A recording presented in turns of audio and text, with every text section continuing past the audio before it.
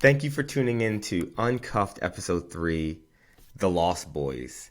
In this episode, I get to interview my guy, Rob Johnson of Legacy Gentlemen, who is a retired Navy officer. He last served at the Pentagon in 2017. The guy is brilliant. He is a man's man, and he is the best dressed person I have ever met in my life. But more than that, he is a God-fearing man, husband and father to two amazing daughters, and he really wants to see young men in our community become the men that they need to be. So let's just skip all the niceties in the introduction and let's get right into it. Here's my good friend, Rob Johnson. All right, so as I said before, this is my friend Rob Johnson. I'm so excited to be able to bring him to you guys. What he's doing with Legacy Gentlemen is phenomenal, and I think we all need to listen to this man. He is a retired U.S. Navy officer, last stationed at the Pentagon, which means that he has a little bit of clout, you know? But more than that, Rob is an awesome friend. So, Rob, welcome to Uncuffed. How are you doing today, sir? I am doing great, and thanks very much for having me. It's just a pleasure to be here with you and to be with your audience. Thank you. Thank you. Yeah, so today we're going to be talking about the Lost Boys, and it's a subject that's near and dear to both of our hearts as men who really feel like there's something going on these days with our young men. And I really want to get your perspective on it though. So, let me just ask you this. How has your journey prepared you for where you are today and what Legacy Gentlemen is all about? Sure. So I think about me, and I think about the idea of Lost Boys, and there's a bunch of different places where it comes from. But specifically, it's Peter Pan, right? Peter Pan was the king of the Lost Boys, and he was a boy who was eternally a boy. So he never became a man, but he was leading all these boys, Mm, and that is kind of way too. That is way too on the nose for where a lot of men are today. We never were really taught by leaders who specifically taught us what this is a man's responsibility. This is what it means to lead a family. And we kind of feel our way through it and make a lot of errors. And sometimes it just ends off on good enough because that's what people accept. And we move mm. on from there. And so for me, having the opportunity from my time in the Navy to be around a lot of different men who approach manhood and leadership from a lot of different perspectives, some very effective, some extremely ineffective, and watch people even past that fail in their leadership because of character problems or just not fully engaging with people. It all kind of prepared me to take these lessons and take the good stuff, highlight the bad stuff, and put it in a place where we can all at least hear how these have affected people. So that's kind of what the journey prepared me for. Just experiencing my life of not having a father around and the different men my mother put in my life to help me develop in manhood. And like I said, my time with leaders in the Navy. That prepared me for my legacy gentleman journey. That's awesome, man. And I love the fact that you highlighted the idea of good enough. And you and I are both people who don't believe good enough is actually good enough. We from working together on our team at church and just seeing how you dress and how you communicate, and I hope you could see that with me as well. Good enough is really just an excuse for us. So why do you think that good enough has become such a token in our communities, especially, in young men? Why is good enough? Why does that seem to be the prevailing attitude for our young men today?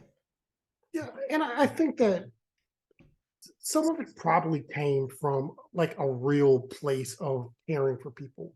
That you say these people are lacking just skills. You're lacking the skills to lead. You're lacking the skills to achieve at a high level. So we're going to accept this at the level they are.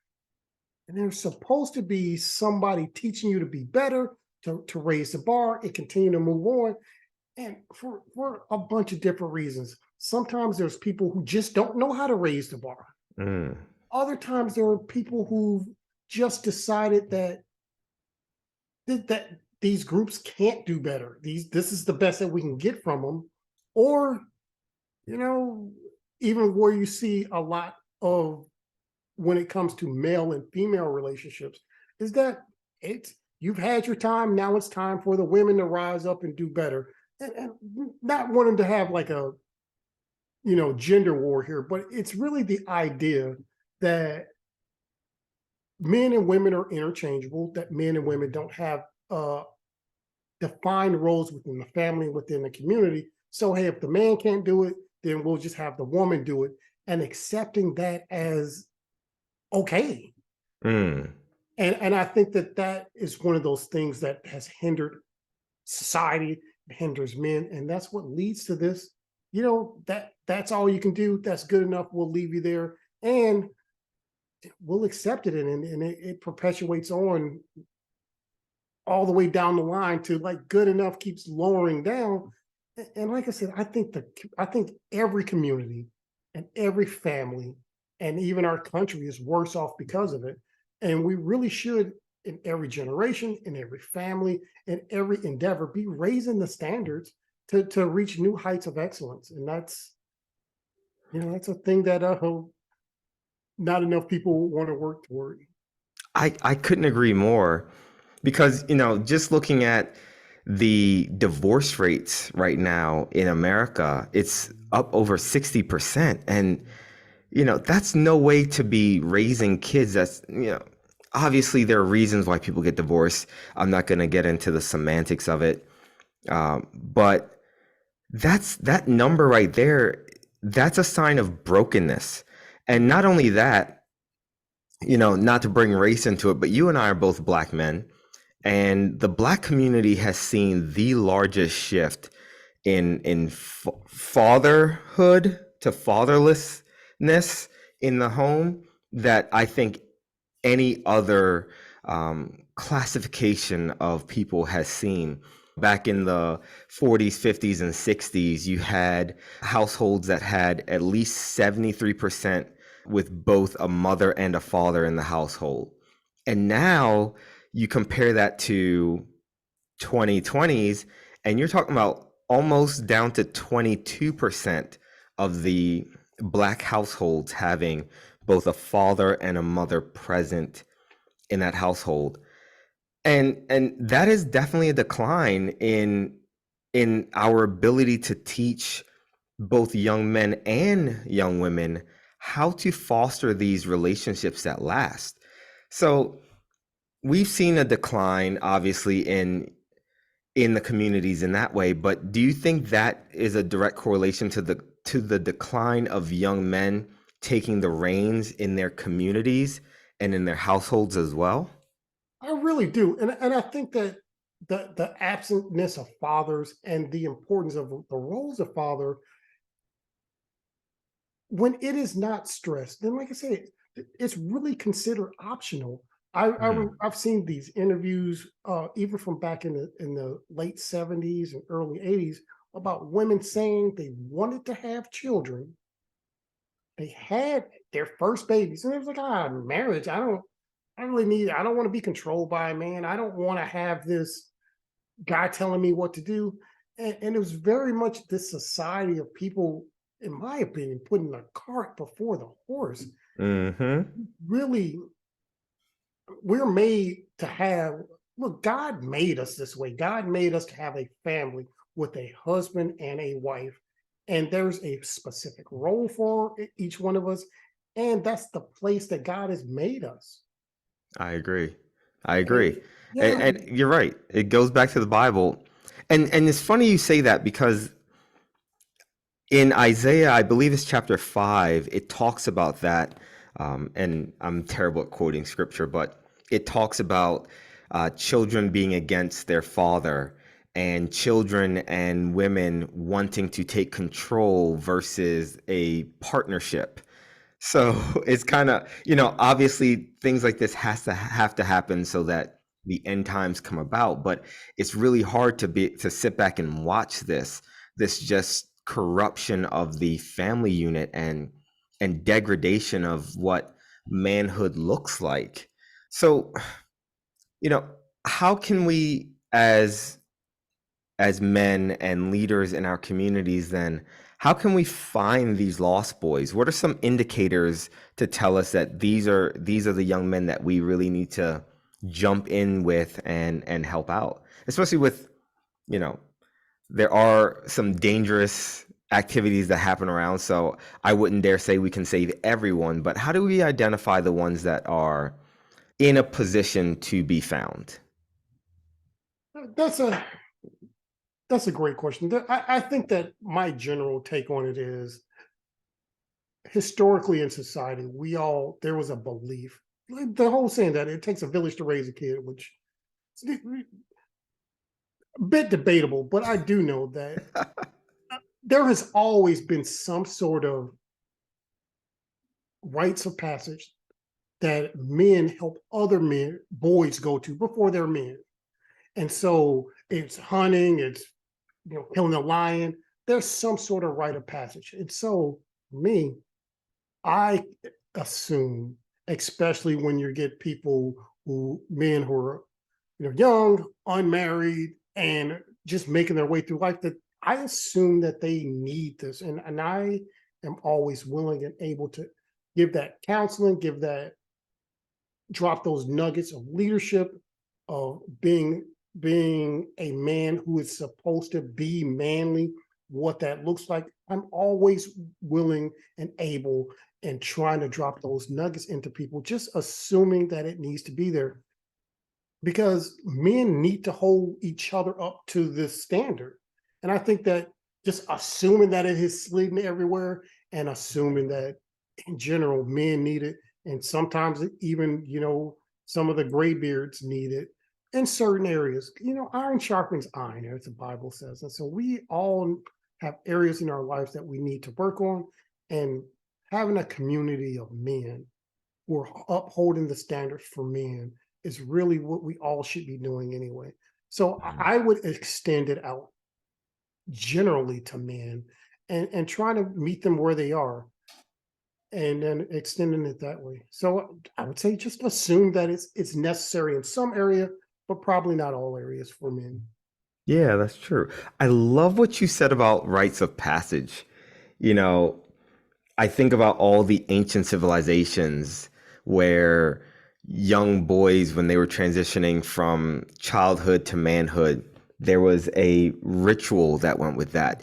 They either had to go out into the woods by themselves for a couple of days, or they had to hunt something down, or they had to just, cross some sort of threshold to prove that they were ready to be a guiding member of that society. Yeah, We don't have any of that nowadays. You can't even say that high school graduation right. is a rite of passage, really and truly, because let's be fair, public schools are not designed to raise our children. They're not, nor should they. Right. But I think about that and I'm like, there really is no rite of passage. So my brother-in-law, he does something really cool with, or he did, because all of his boys are past this age now, where when they each turn 13, he would have them go to a cabin, and all of the men that were in their lives were invited to come and speak into them.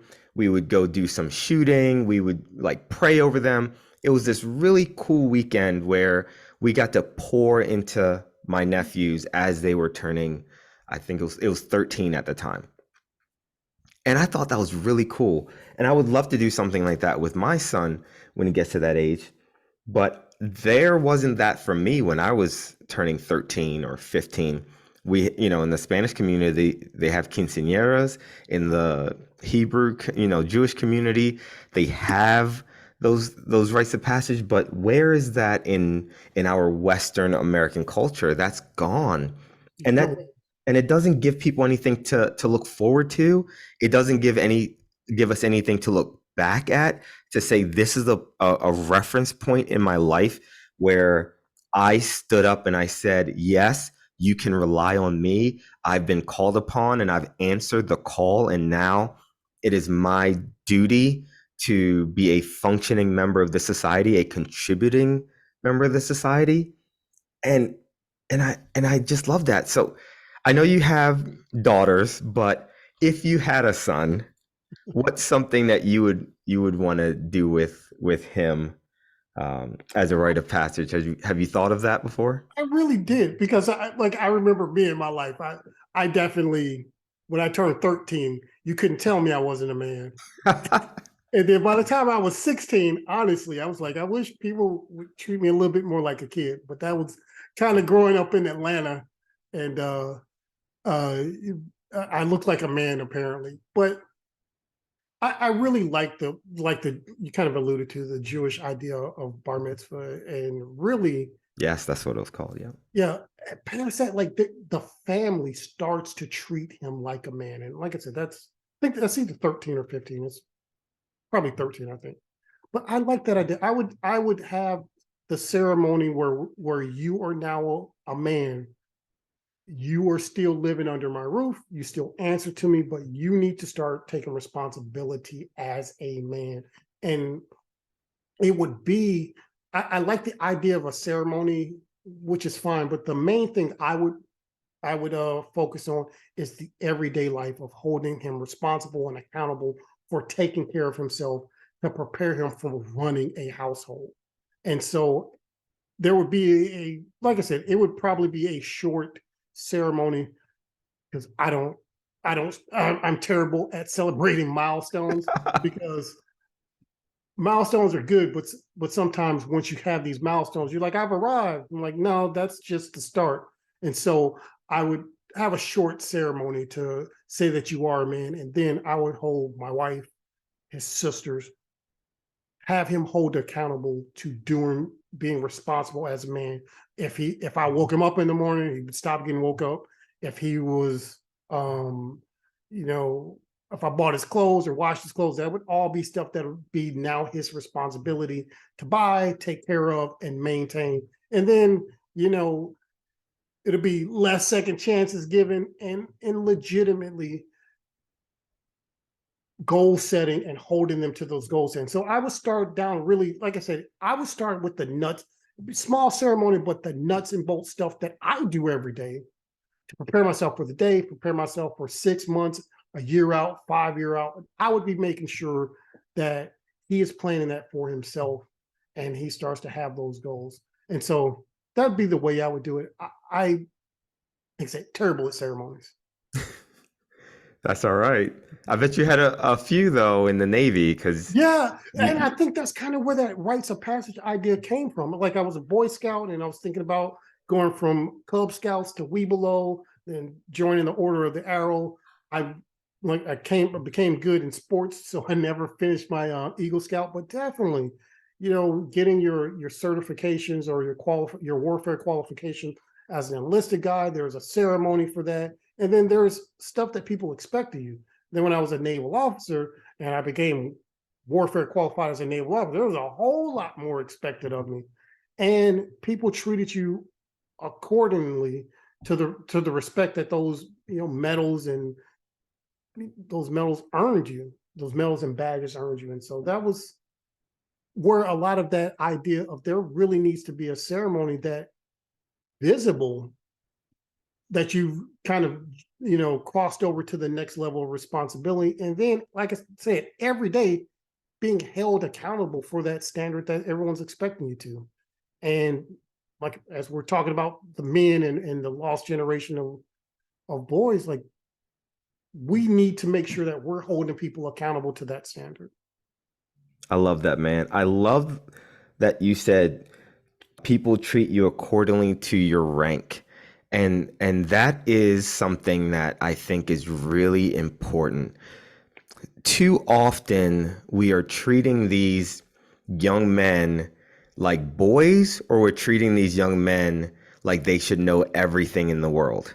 Yes. And there's this middle ground where it's like, no, we have to give them space to expand whatever load they can carry, whatever understanding they have of the world. Hold them to the standard based on where they should be in life currently, or and not just be like, okay, well, you're 18 now, you should be able to do everything. Like, no, no. If we if we fail to develop them, then we need to work with them a little bit longer. But always saying, like, you know what to do at this point because we've taught you how to do this.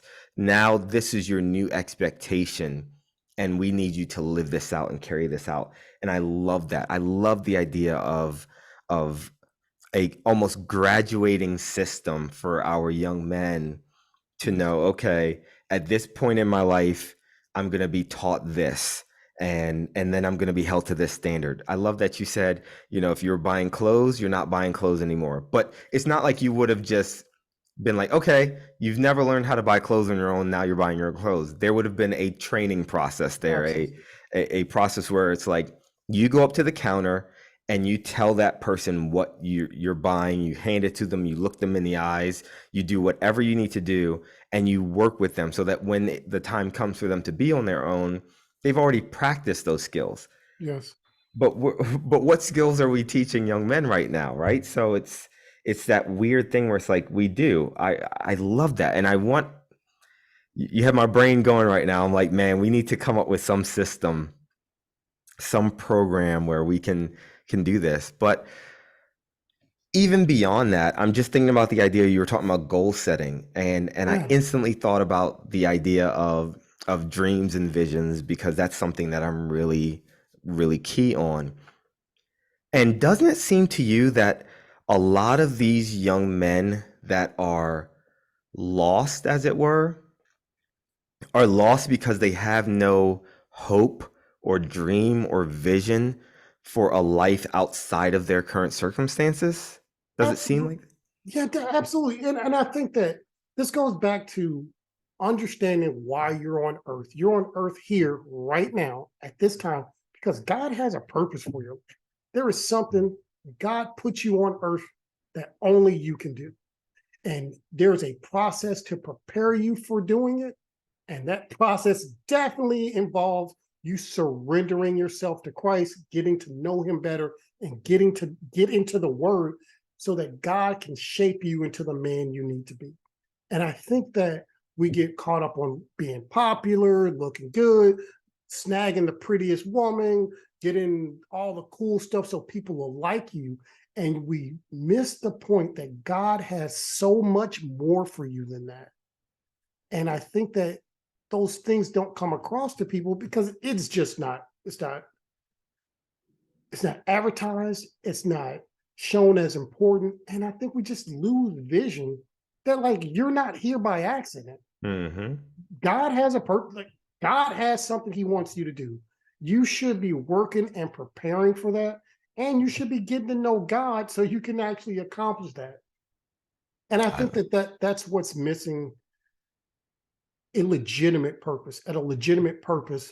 First, a legitimate understanding that there is a higher power than you. There's a higher power than the celebrities and all the leading, fame and glitz and glamour. And that you are here not by accident, but because God has something he needs you and you alone to do. And that's what you should be working toward. I love that. I love that. I love the process to the purpose. That is such a cool line, and that is it right there. So, to sum it up, I guess, what would your advice be to the man who is looking for direction, who's watching this video and is like, okay, where do I start and where can I connect to someone to help me get there? Sure. So first and foremostly, wherever you are, you can definitely get connected with a good Bible believing church. And I really believe that everything that you're going to do in life is going to start with you and your relationship with God and your relationship with people who truly serve God.